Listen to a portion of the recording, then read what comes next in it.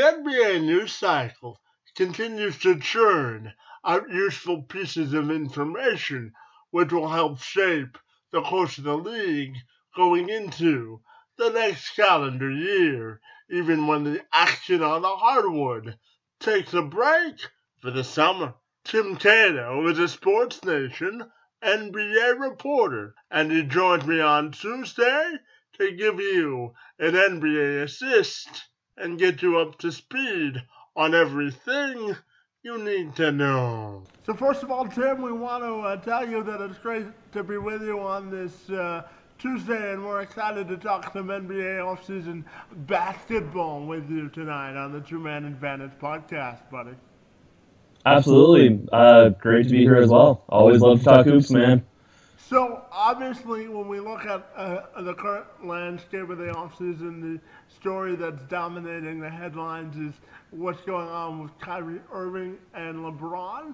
So I'm going to start you off with what everybody's talking about and get your perspective on what you think we're going to see with that whole situation.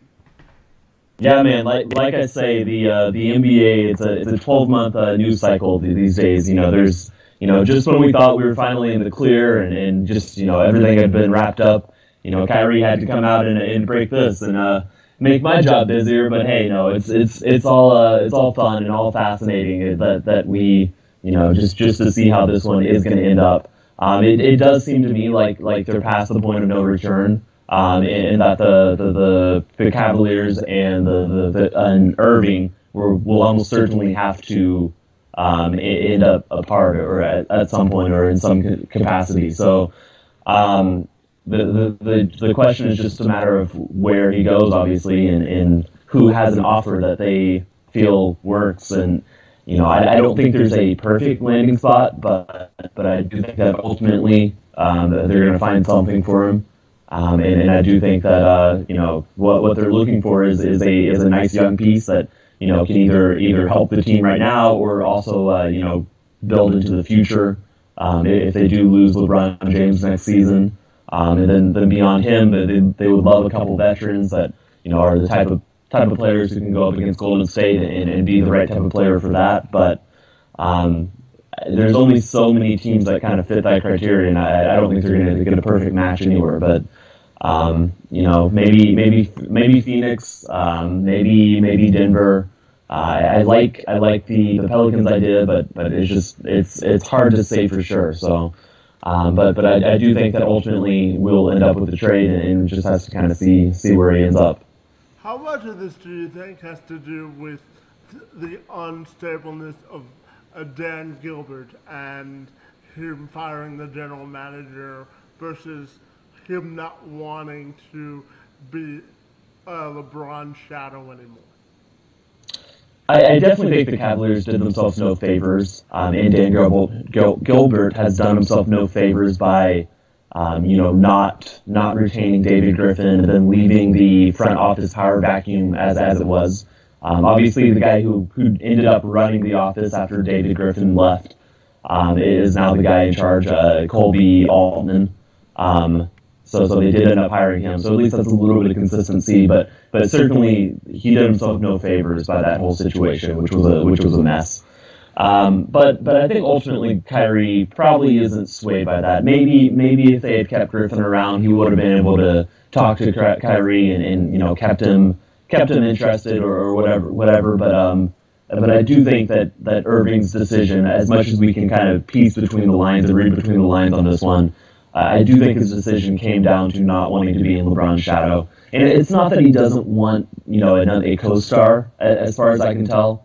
It's that he doesn't want LeBron James necessarily, who certainly is one of the most famous athletes in the world. They probably top 3 or 4 along with a couple of soccer people. So Kawhi Leonard is a totally different situation there, or something like that, when he suggests the Spurs. So I do think it's that, and the other thing is that I don't know if we're ever going to know for sure. I think that it's ultimately his reasoning and his decision, and I think we've heard kind of two sides. We've heard reporters kind of giving his side and the way he's spinning it, and the way another reporter giving the way the Cavaliers are spinning it. So I don't know if we're going to know for certain, and we just kind of speculate and know what has been reported and figure it out from there. Now, when we transition to the Houston Rockets, they've been one of the busiest teams in the offseason, obviously, acquiring Chris Paul, giving James Harden that mega extension, and being in the mix for Carmelo Anthony. So I'm wondering what you think of what the Rockets have done in the current state of that particular club as they continue to sort of steal the major headlines of the offseason. Yeah, I went down to Houston last season and spent about a week with the team, and I really enjoyed it. And that was a fun team they had last year. And it's tough to see them broken up so quickly, but I think this is the right call, especially if they do make the Carmelo trade. It would look very different from the team they had last year. But ultimately, I think that the Rockets are they're in a tight window of when they can compete, and that they saw a path to turn their team hopefully into a contender, and I think they believe they've done that with the Chris Paul addition. And I really like that teams aren't just giving up against the Warriors and are actively trying to get better and really go after them, and I think that's what Houston's doing. And if they do end up making the Carmelo trade, then that will be more of the same. And I'm really looking forward to seeing how they look on the court next season. Now, for the team that you spend the most time covering in the Mavericks, I'm wondering your thoughts on them, particularly because they had a lot of injuries last season and they really never found their consistent footing. Obviously, Rick Carlisle is still viewed as one of the best coaches in the league, but the Mavericks are sort of in this state of flux. So I'm wondering what you think of their current state.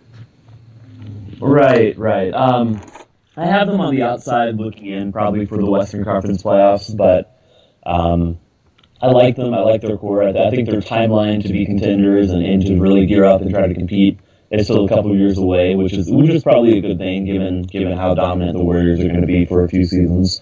So I do think that they're in a good position.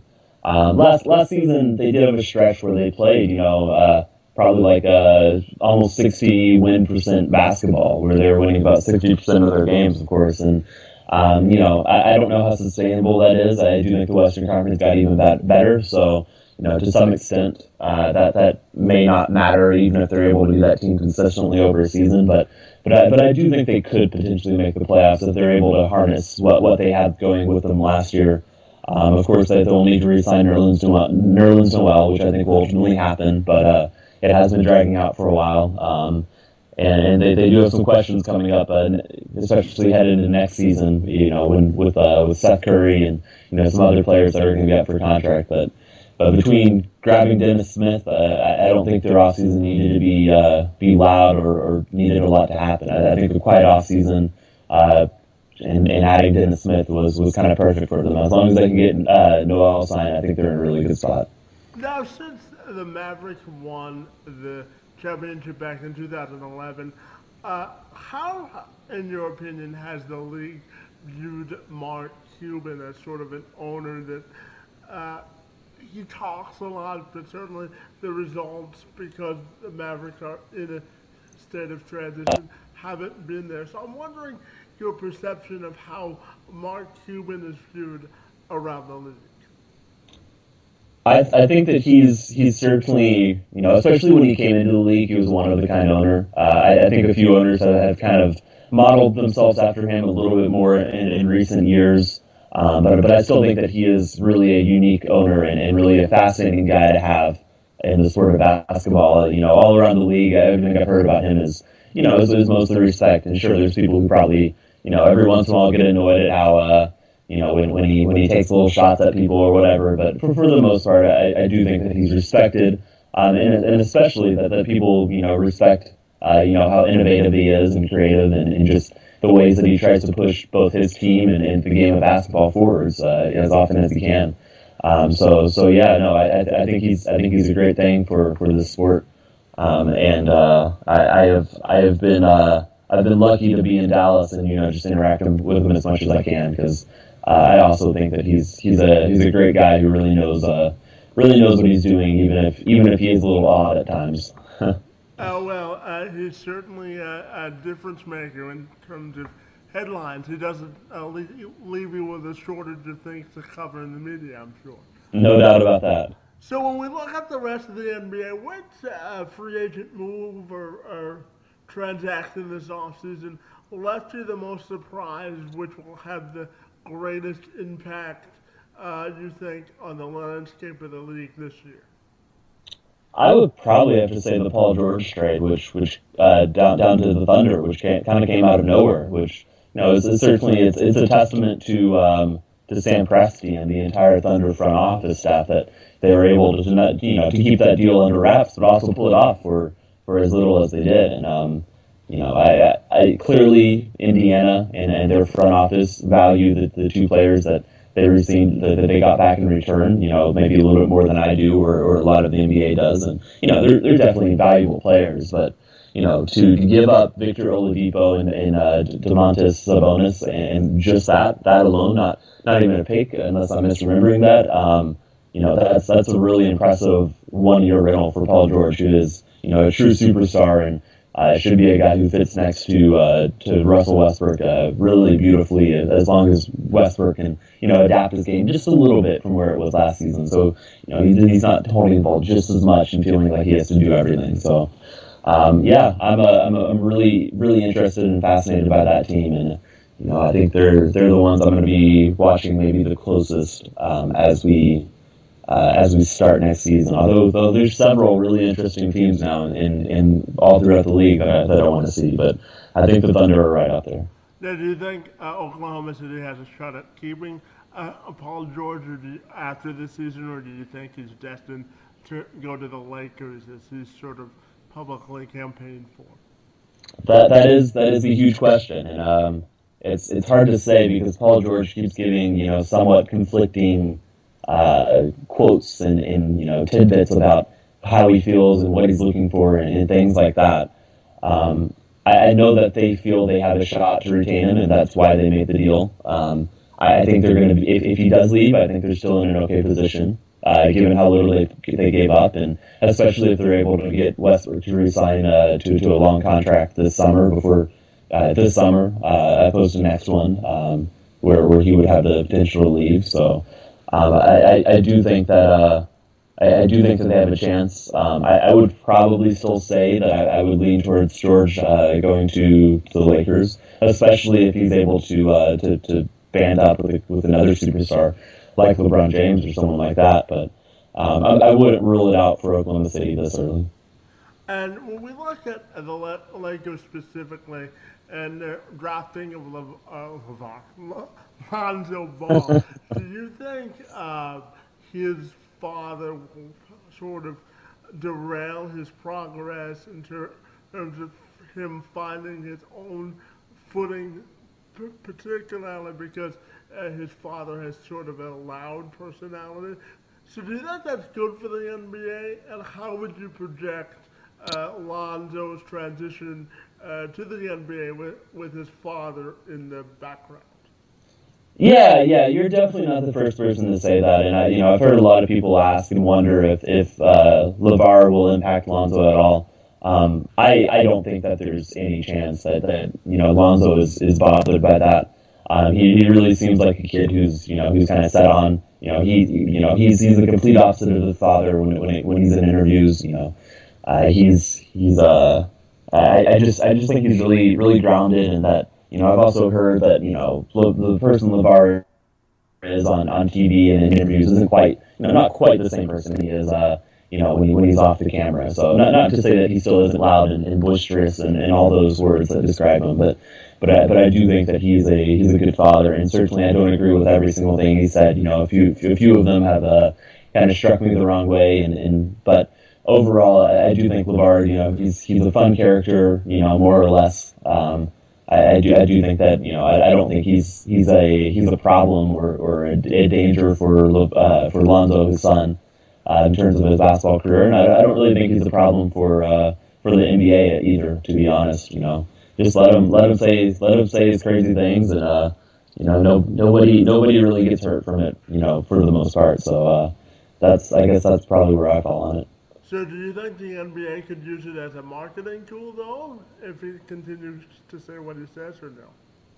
Not directly. I don't think they would align with that, but certainly I don't think they have any problem with with the added attention and all of that. So as long as he isn't direct, as long as he isn't being problematic or calling out people for specific reasons. I don't know. I think for the most part that he's generally harmless, and the NBA has always been one who appreciates extra attention headed their way, as long as it's not totally bad. And I do think that a lot of people maybe sick of his shtick, but I wouldn't go so far to say that he's having any sort of negative effect on the league or anything like that. And my final question for you, Tim, has to do with the entire landscape of the league. When you assess the current quality of basketball, where do you think the league is in terms of watchability and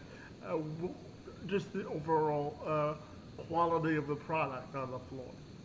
Yeah, I understand that a lot of people are fed up or frustrated that the finals seem like a sure thing, especially last season where pretty much the entire year we knew it was going to be the Warriors and the Cavaliers, and we were pretty certain that Golden State would win and maybe win easily, and they did end up winning easily. And I agree that I would like there to be at least some ability to not sure exactly who's going to win. That said, I think the regular season and I think the teams, the other teams, I don't think they've ever been more watchable. I think that there are thrilling storylines every single night. I think there's amazing players out there, who are really doing things that we've never seen before. Like, Giannis Antetokounmpo. I can't think of anyone who I could compare him to and be like, oh, he's the next this person. No, he's completely different, doing totally new things. Obviously Russell Westbrook, recording a triple double, and teams and players like Harden and teams like the Rockets who are really bending what everything that we've known about NBA basketball. Next season, I'm really excited to see the Sixers, who are finally come together with a bunch of exciting young players. I really think that during the regular season that there's games every single night that are worth watching. And maybe the playoffs are going to be a little bit more predictable than we would like, but I don't think that takes away from the overall product for the most part. And the other thing is it's fun to watch the Warriors. I think not everyone will agree with that, but I still enjoy to an extent watching watching a team be as dominant as they have, because I do think that they are making a case that they're possibly the best team that's ever played. And whenever you can see history be made and stuff like that, then I think that you have to pay attention to that. I think it's worth watching. So to me, obviously, I'm a little bit biased here, and I'm of course going to be an NBA fan, but I do think it's as watchable as ever and as exciting as ever. And if just one of these teams that's kind of retold, maybe Houston or maybe Boston or maybe someone else, if just one of the teams can kind of emerge as a challenger to make it to the finals, and maybe someone who can really compete with Golden State, I think that would just be perfect. And I really wouldn't have anything else to complain about. So.